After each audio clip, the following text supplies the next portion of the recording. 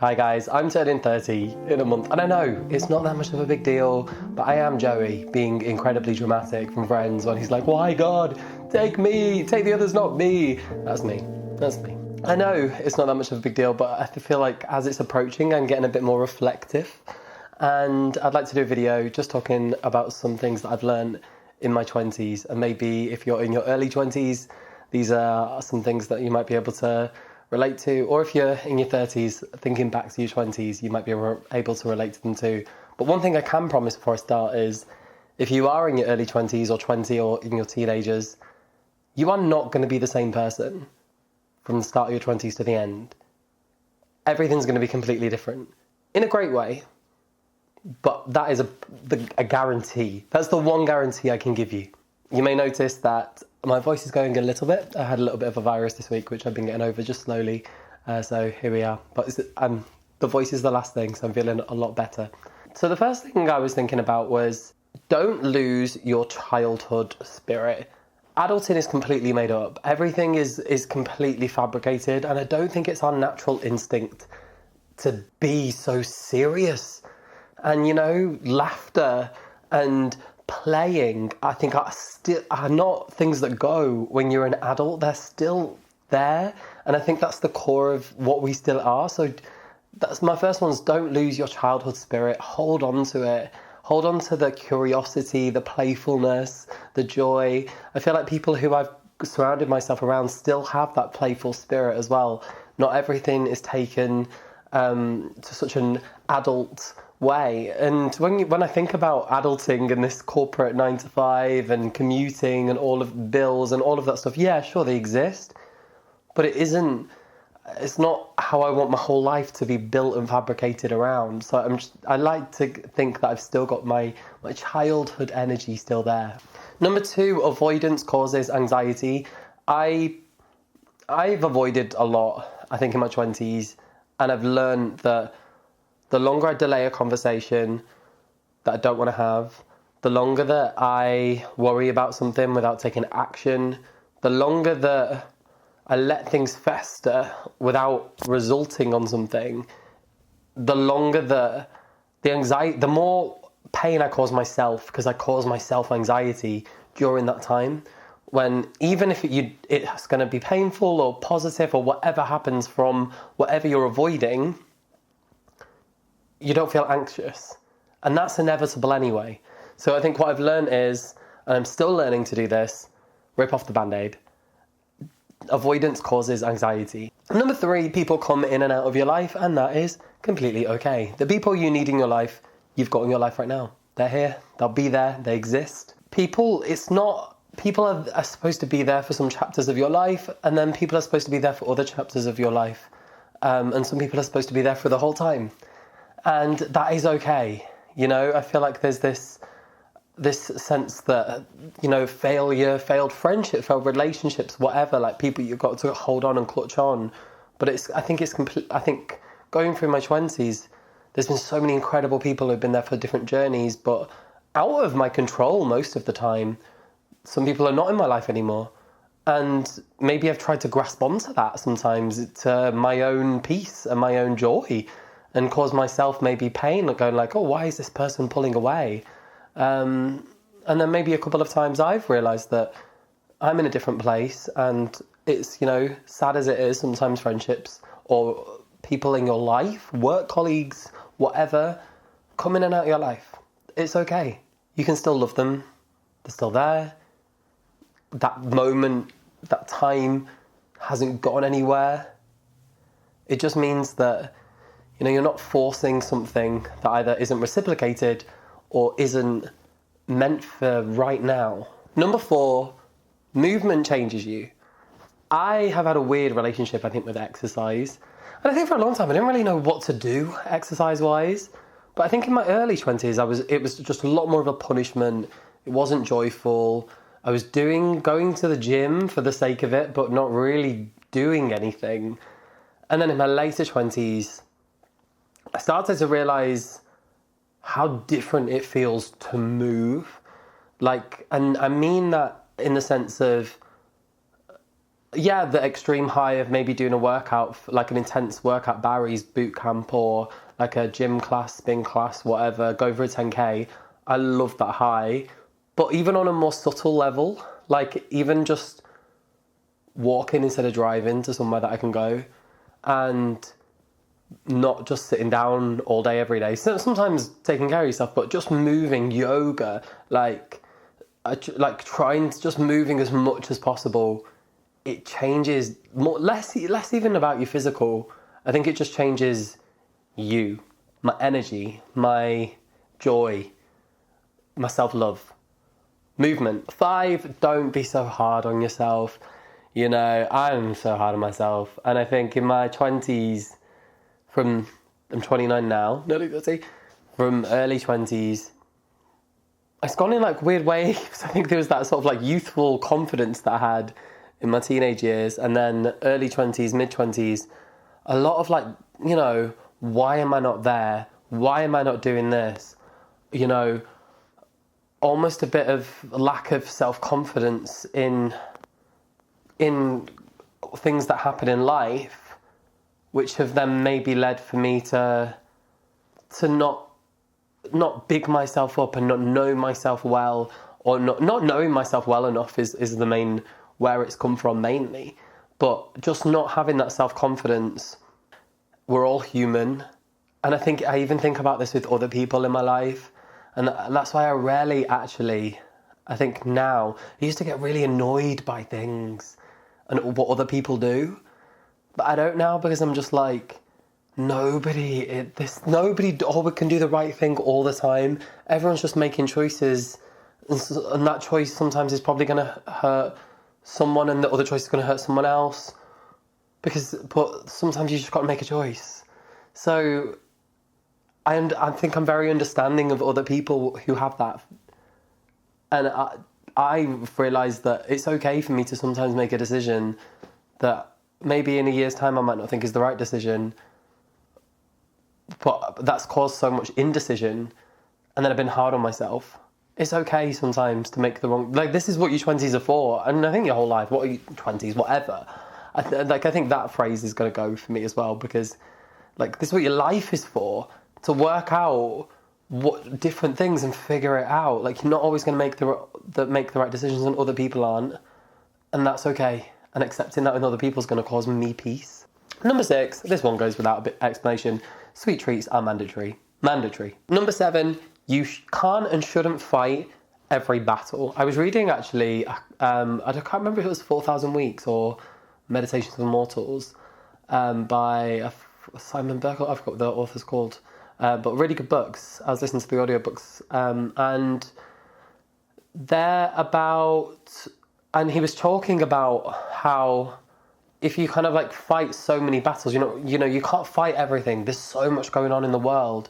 Environment, politics, trans rights, this. There's so many battles to fight, but you can't fight them all. And it's more productive to focus on just a couple. And sometimes it's also about protecting your peace. You know, I was chatting to my friend yesterday, we went for a drink, and she was just like, I'm getting so angry by everything. And it reminded me of an episode of The Simpsons where Lisa Simpson is like angry with the world. And she's just like really upset and just drained by the world news and all the pain that's in the world. And whoa, like today it feels heavy, doesn't it? You go on social media for 2 seconds and it's like, oh my God. And I think the algorithm loves it. But you can't fight it all. And yeah, it's great that we care. And I was saying this last night, like it just shows we're empathetic people, but we can't, sometimes we can't do anything. Maybe we can do something about 1 or 2 issues, but the rest of it, yeah, we can empathise, but we can't fight every battle. And that goes within, I think, social situations as well. Not every battle's worth fighting. It's exhausting. Number 8, follow your intuition. Listen to your intuition. It does guide you in the right direction. Follow, like, that instinct, that raw instinct is there in us. And I feel it sometimes. And sometimes I've not followed it in my 20s. And I think all the good things in my life that have come from just following an intuition. Not thinking, just feeling that energy that's not describable in our mind. You know, my relationship, my job path. A lot of that has come from intuition and feeling, and you can feel things happening that feel right or don't feel right. So follow that intuition. Number 9, don't overcomplicate things. Some things aren't that complicated. If something brings you joy, do it. And I'm saying this to myself right now. It's not always that complicated. If it brings you joy, do it. If it doesn't bring you joy, don't do it. You've got to make a decision. Like I said before, decisions might hurt people either side. That's just sadly how things go. And you can't think of everybody all the time. It's exhausting. It's people pleasing. Don't overcomplicate it. You know, you're doing okay. If it brings you joy, do it. If it doesn't, don't. Number 10, confidence open doors. Confidence obviously also comes with experience, and I found that a lot, that my confidence has come with my experience in my career. So I feel like doors open more when you own what you can do. Even though you might not be the most experienced person in the room, just having the confidence in it. I've got so many different jobs before, more later in my 20s, just because one, my abilities have got better. Say, for example, I'm an actor. In my early 20s, honestly, I was not confident, not out, and I think that's made a difference. Not confident in my abilities, so I couldn't really be a good actor because I just didn't have the confidence to do what I knew I could do behind closed doors. I had confidence issues. And then through experience now, for me, it's took a bit longer. I think because I only came out in my mid-20s, and I think that was a big thing for me as well. I was already acting in life. So then how could I act as an actor if I'm already acting in life? So then in my late 20s, I just got that confidence from knowing what I can do, you know, and that goes in all jobs that I do, like being able to negotiate, being able to set boundaries. I had like an acting job recently where basically the pay was just really low for what the exposure was, and I still got it, and I managed to negotiate a different contract. And I was just like, the early 20s me would have been like, okay, no, that's fine, whatever.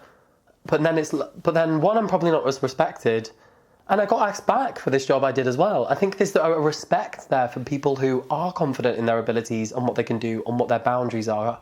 So just confidence opens doors. It really does. Just, you don't have to wait so long as well. Like, just go for it and just own it, and with confidence. You've got this idea, just go for it. And I've learned this even more in the last few years, and it's opened so many doors for me. And most things that I do now have only opened those doors because I've just gone at it with... I've somehow found the confidence through... For me, it's taken longer because I think it took a bit of experience to get the confidence. But now, because I've got that confidence in me, with other things, I feel like I can just be more confident, even though I'm not as experienced. So, fake it to make it. Number 11, the faster you go, the less joy you'll find. The bustle. It's not how we're supposed to be. And bustling around doing great things, you'll enjoy it less than if you slow down and pace yourself and really relish in each moment. I've been trying to just do everything more mindfully later in my 20s because life is going by like a blur sometimes, and I don't want my life to be like that. I want to remember things in detail. I want to sip my coffee in the morning without scrolling and watching TV and thinking about 10 things at the same time that I'm going to do that day. I want to enjoy the coffee that I'm drinking. So I'm just really trying to slow down and enjoy these great moments and the gratitude that I've got. Number 12, something that I'm still working on. Don't spread yourself too thin. I am the worst for this. I spread myself far too thin, do far too many things, and then I'm not succeeding in anything. And it's something that I'm working on. I think this is going to be a big thing for my early 30s of just, what am I actually focusing on right now without doing a million things, which I love doing, but it's a balance. It's a balance. I want to be an expert in a few fields and I want to succeed in them. And yeah, it doesn't mean the others aren't going to be there. Number 13, time is the most precious currency there is. I've learned this by going self-employed recently. Your time is worth way more than any money. So really think about what is taking up your time in exchange for money. Really think about how you're spending your day. I can't come up with ideas. I can't enjoy life.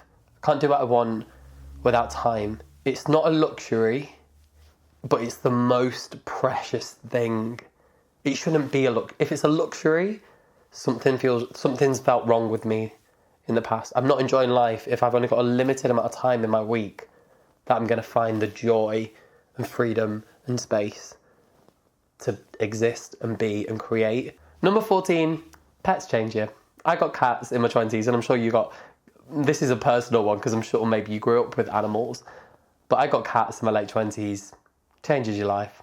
It really does. Like, it changes your perspective, the childlike energy. Like, I watch my cats and I'm like, you just follow instinct and just bring joy and just like so present. I learn from my cats and I love them. Number 15, exercise is not a punishment for eating. That one goes without saying. Number 16, perfection chasing causes unhappiness. The amount of times I've thought in my 20s, if I reach X, Y, and Z, I will be happy. And I've either achieved them or seen someone else achieve them, and me or them are not happy. Because then you chase the next thing. It's a circle of unhappiness. Chasing perfection. Have a goal, but chasing this perfection thing, whatever, in anything, isn't creative, isn't human, isn't healthy, isn't joyous, isn't going to bring you self-love, it's going to bring you self-hate, because you're not there. And when you get there, you're going to want something else, because someone else is going to have something else you have or want, whether it's what you look or what you own or what you have in life.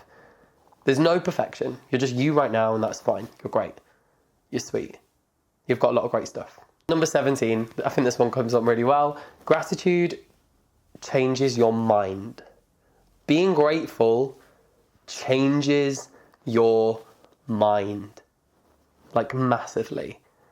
I just every time I'm feeling overwhelmed and stressed, I didn't practice gratitude at all in my early 20s. Well, I did actually.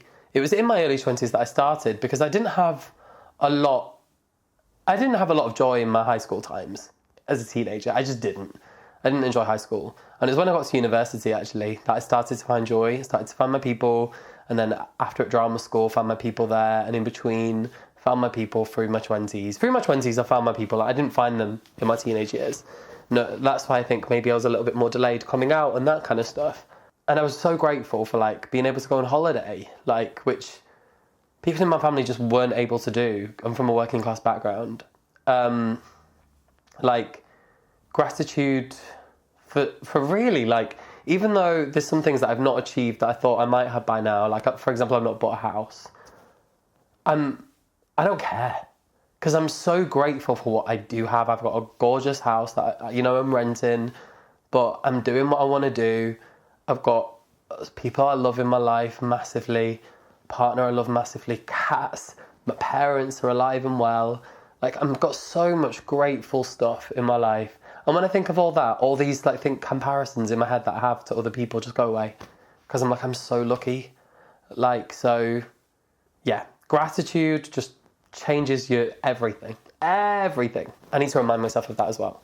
Because sometimes I forget. I feel like I forgot that until I just said that right now. Because recently I've not been very gratitude-esque. Gratitude.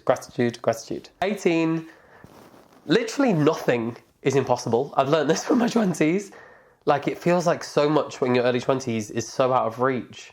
But through confidence, as I said before, and through just, like, the people who I've seen who have achieved things, who I've just known, these things that just seem beyond maybe to some people in my life, like my parents, like to me, when I was like a teenager, like, just have happened. And I also just think, like, everything's kind of like, not to get a bit existential crisis-y, but everything's just made up anyway. So if everything's made up, we can do whatever we want.